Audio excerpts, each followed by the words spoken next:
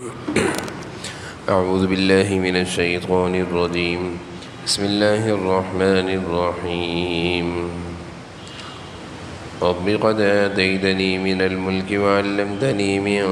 تأويل الأحاديث فاطر السماوات والأرض أنت وليي في الدنيا والآخرة توفني مسلما وألحقني بالصالحين ذلك من أنباء الغيب نوحيه إليك وما كنت لديهم إذا أجمعوا أمرهم وهم يمكرون وما أكثر الناس ولو حرصت بمؤمنين وما تسألهم عليه من أجر إن هو إلا ذكر للعالمين.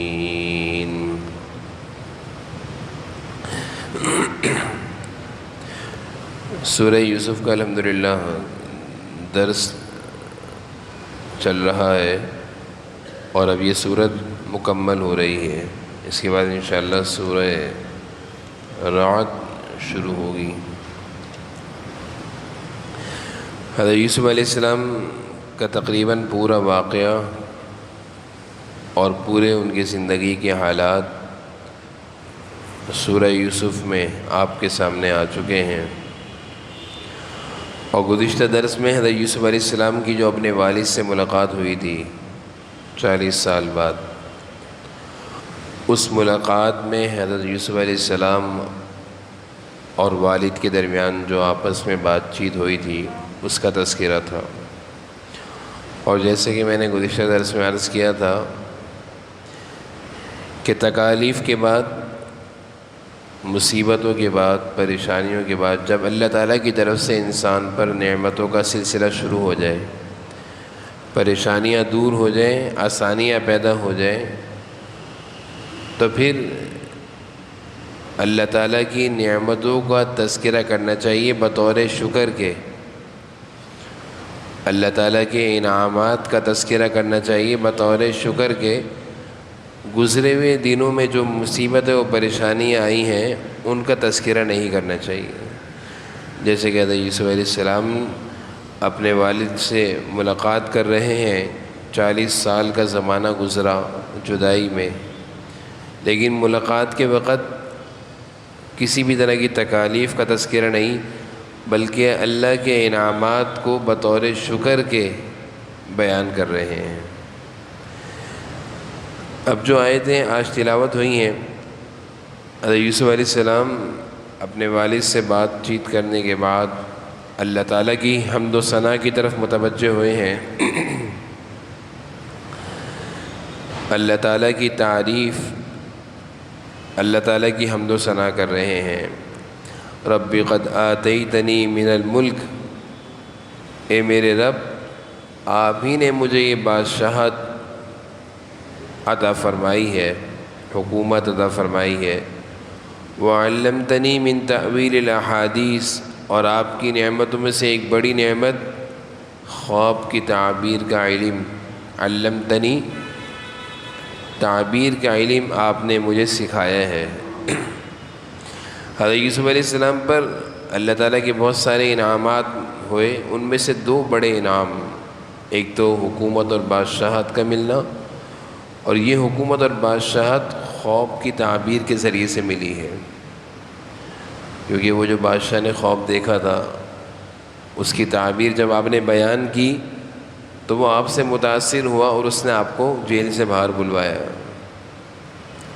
تو یہ 2 بڑی نعمتیں تھیں. حضرت یوسف علیہ السلام اللہ تعالیٰ کی نعمتوں کو بطور تعریف اور بطور شکر کے بیان فرما رہے ہیں، اور فرما رہے ہیں فاطر السماوات والارض، آسمان و زمین کی پیدا کرنے والے اللہ، انت ولیی فی الدنیا والآخرہ، آپ ہی میرے ولی ہیں، نگہبان ہیں، دنیا میں بھی آخرت میں بھی. توفنی مسلمہ والحقنی بالصالحین، میں ایمان کی حالت میں آپ کے پاس آنا چاہتا ہوں اور نیک لوگوں میں سے ہونا چاہتا ہوں. اس آیت میں حضرت یوسف علیہ السلام ہمیں درس دے رہے ہیں، درس مل رہا ہے. انسان پر جب اللہ تعالیٰ کی دنیا کی نعمتیں ہوں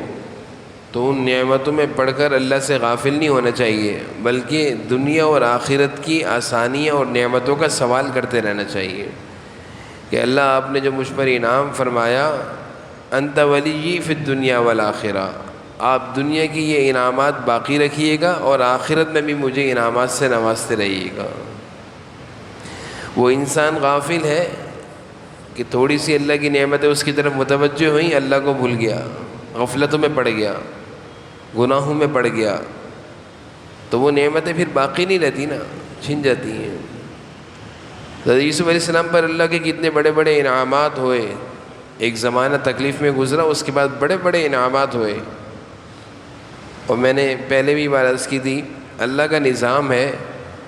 کہ تکلیفیں انسان کی زندگی میں آتی ہیں، لیکن تکلیف کے بعد جب آسانیاں آتی ہیں تو اللہ اتنی آسانیاں دیتے ہیں، اتنی بہاریں دیتے ہیں کہ انسان تکلیف کے زمانے کو بھول جاتا ہے۔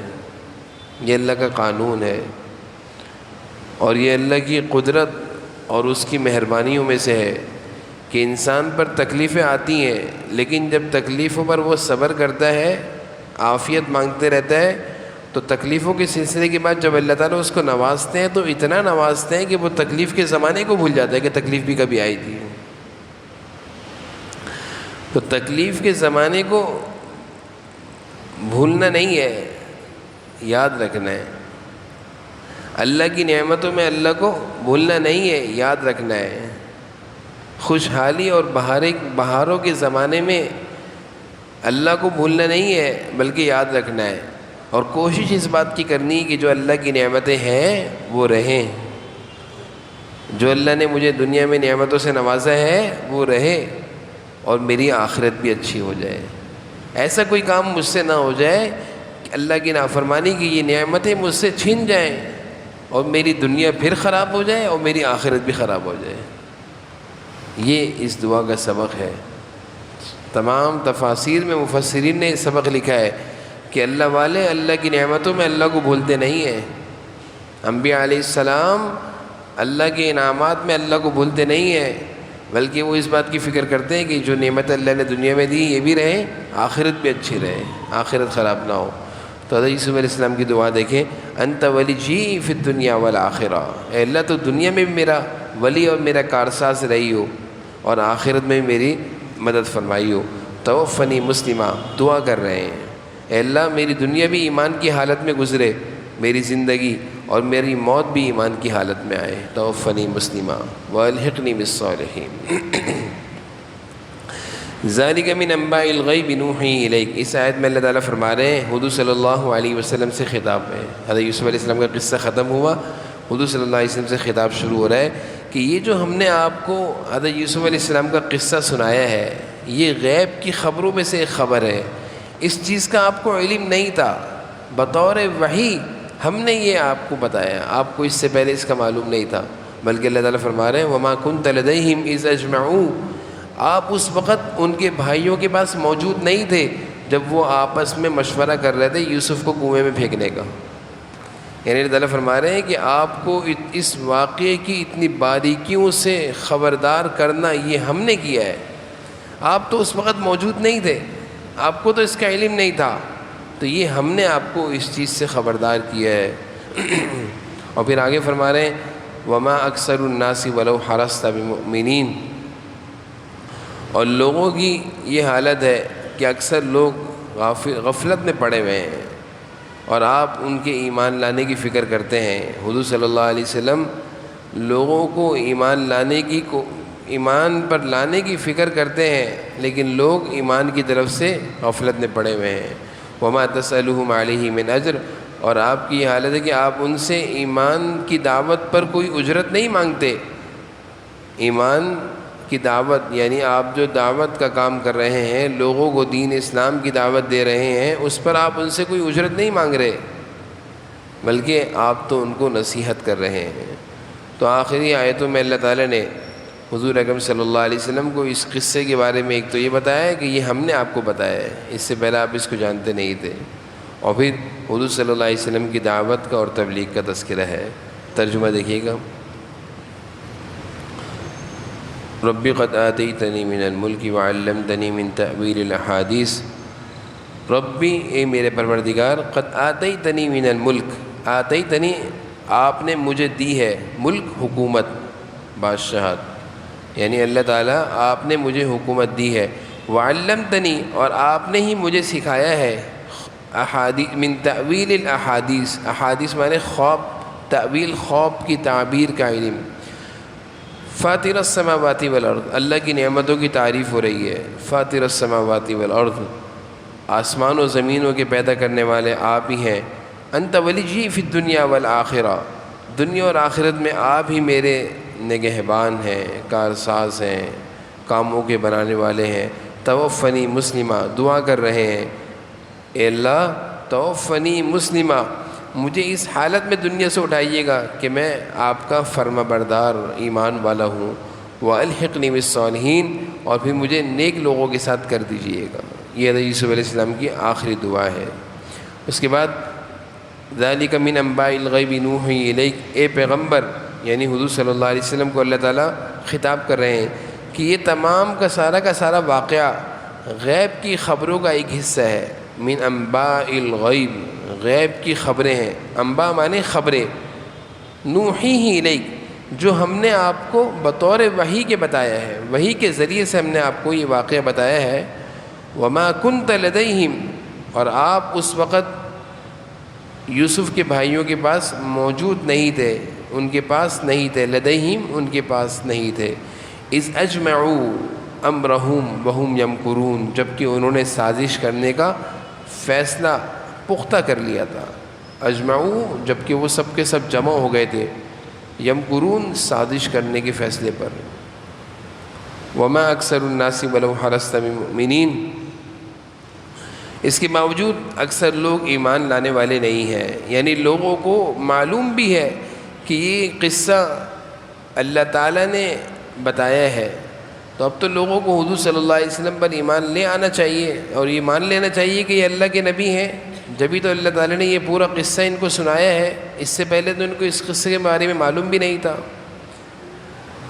تو اللہ تعالیٰ فرما رہے ہیں کہ اس کے باوجود اکثر لوگ ایمان لانے والے نہیں ہیں، چاہے تمہارا کیسا ہی دل چاہے، ولو حرصت، یعنی حضور صلی اللہ علیہ وسلم لوگوں کے ایمان لانے پر حریص تھے، لیکن اس کے باوجود لوگ ایمان لانے والے نہیں ہیں، وما تسألهم علیہ من اجر، حالانکہ آپ ان سے تبلیغ پر کوئی اجرت نہیں مانگتے، ان هو الا ذکر للعالمین، یہ تو دنیا جہاں کے سب لوگوں کے لیے ایک نصیحت کا پیغام ہے، یہ قرآن یہ دنیا جہاں کے لیے تمام لوگوں کے لیے یہ نصیحت کا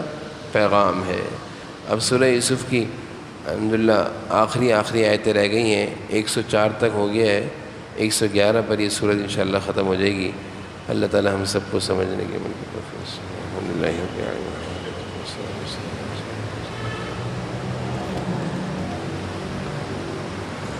صلی اللہ تعالی علیہ نبی کریم وعلیہ وسلم۔